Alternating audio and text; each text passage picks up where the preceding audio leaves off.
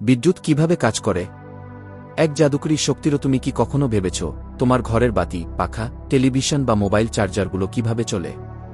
এর পেছনে আছে এক অদৃশ্য শক্তি, যার নাম বিদ্যুৎ। আজ আমরা জানব বিদ্যুৎ কিভাবে তৈরি হয়, কিভাবে চলে, আর কিভাবে আমাদের জীবনের প্রতিটি যন্ত্রকে সচল রাখে। বিদ্যুৎ তৈরি হয় বিদ্যুৎ কেন্দ্র বা পাওয়ার প্ল্যান্টে। সেখানে কয়লা, গ্যাস, পানি বা সূর্যের আলো ব্যবহার করে বিদ্যুৎ তৈরি করা হয়।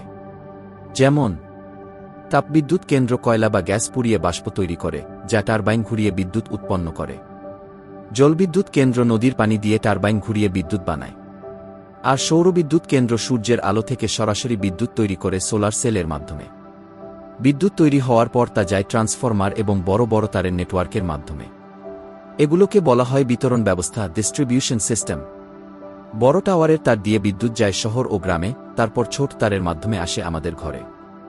ঘরে এসে এটি চলে সুইচ বোর্ড, প্লাগ, বাতি, পাখা, ফ্রিজ, কম্পিউটার, সব যায়। আজ বিদ্যুৎ ছাড়া জীবন কল্পনাই করা যায় না।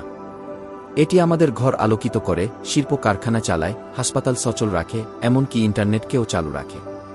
বিদ্যুৎ ছাড়া আধুনিক পৃথিবী থেমে যাবে এক মুহূর্তেই। বিদ্যুৎ যত উপকারী, ততই বিপজ্জনক। তাই কখনো ভেজা হাতে সুইচ বা তার ছোঁয়া যাবে না।